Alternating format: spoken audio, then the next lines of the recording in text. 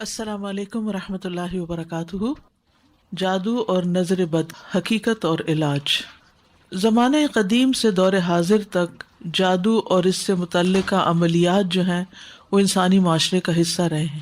یہ آج کے دور کی کوئی نئی چیز نہیں، ہزاروں سال سے ہی یہ سلسلہ چلا آ رہا ہے۔ آج بھی مختلف صورتوں میں اس کی موجودگی کا علم اخبار و رسائل اور دیواروں پہ لکھے گئے اشتہارات سے ہوتا رہتا ہے۔ ہر جادو کا توڑ، کالے علم کے ماہر، عامل وغیرہ۔ قرآن و سنت سے لا علمی کی وجہ سے لوگوں کی اکثریت اپنی پریشانیوں، کاروباری نقصان، باہمی تعلقات کی خرابی، چپکلش اور بیماریوں کا علاج جو ہے وہ جادو، جھاڑ پھونک اور منتر اور تعویذ گنڈوں کو گردانتے ہیں۔ یعنی جب ڈاکٹر سے علاج کر کے تسلی نہیں ہوتی تو پھر ان رستوں پہ چل پڑتے ہیں اور ان سے علاج کرنا شروع کر دیتے ہیں، اور اس کے لیے وہ عموماً جعلی عاملوں کی طرف چل پڑتے ہیں جو روحانی علاج کا جھوٹا دعویٰ بھی کرتے ہیں، انسان کا ایمان بھی خراب کرتے ہیں اور صحت نام کی بھی کوئی چیز حاصل نہیں ہوتی۔ اللہ سبحانہ و تعالیٰ نے ہمارے لیے قرآن و سنت کو بہترین رہنمائی کا ذریعہ بنایا ہے۔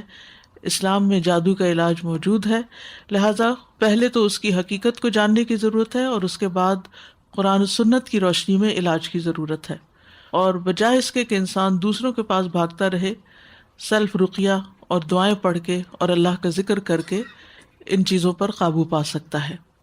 جادو جو ہے یہ اردو زبان کا لفظ ہے، عربی میں اس کے لیے سحر کا لفظ استعمال ہوتا ہے۔ سحر کا لغوی معنی ہوتا ہے دھوکہ دینا، ہیلا کرنا، حقیقت سے پھیرنا، باطل کو حق کی صورت میں ظاہر کرنا، یا کوئی چیز کسی کے سامنے ایسی ملمہ سازی کر کے پیش کرنا کہ دیکھنے والے حیران اور ششدر رہ جائیں، ان لوگوں کو ورطہ حیرت میں ڈال دے وہ چیز۔ تو علماء نے جادو کی مختلف تعریفات کی، یعنی اس کو ڈیفائن کیا کہ یہ ہے کیا۔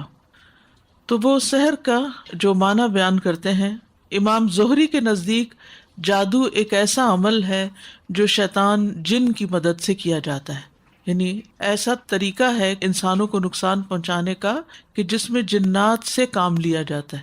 جیسے آپ نے موکل کا لفظ سنا ہوگا، تو ہر انسان کے ساتھ ایک جن بھی ہے اور ایک فرشتہ بھی ہے۔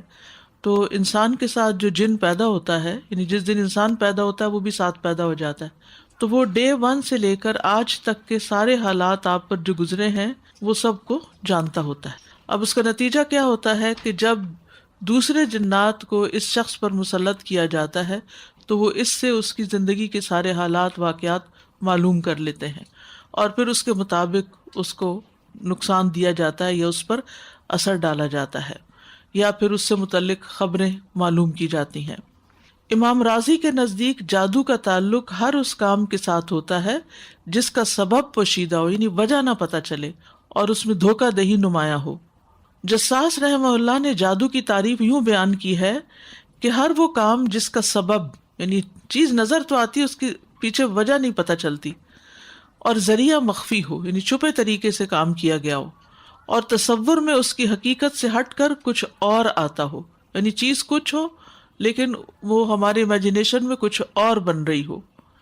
یہ ملمہ سازی اور دھوکہ دینے کے قائم مقام ہوتا ہے۔ جیسے قرآن مجید میں آپ پڑھتے ہیں کہ موسیٰ علیہ السلام اور جادوگروں کے درمیان جو مقابلہ ہوا تھا، تو جادوگروں نے کیا پھینکا تھا؟ اپنے انچر پھینکے تھے، رسیاں پھینکی تھی، لاٹھیاں پھینکی تھی، اور وہ کیا بن گئی؟ وہ بنی نہیں تھی، وہ نظر اس طرح آ رہی تھی۔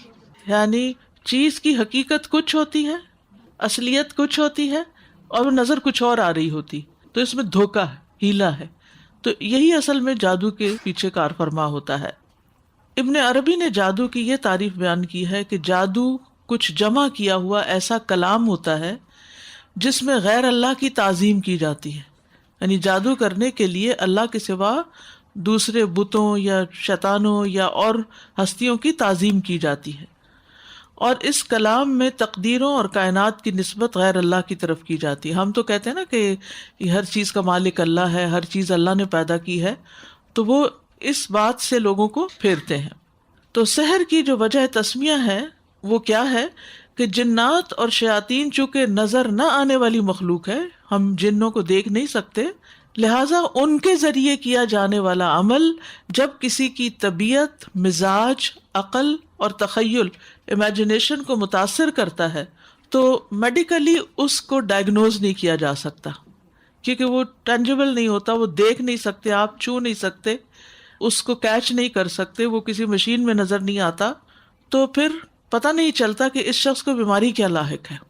اس طرح کے عمل جو انسان کی طبیعت پر، اس کے مزاج پر، اس کی کیمسٹری پر، اس کے عقل پر، اس کے امیجنیشن، ہر چیز پر اثر انداز ہوتے ہیں، اسی وجہ سے اس کو سحر کہا جاتا ہے۔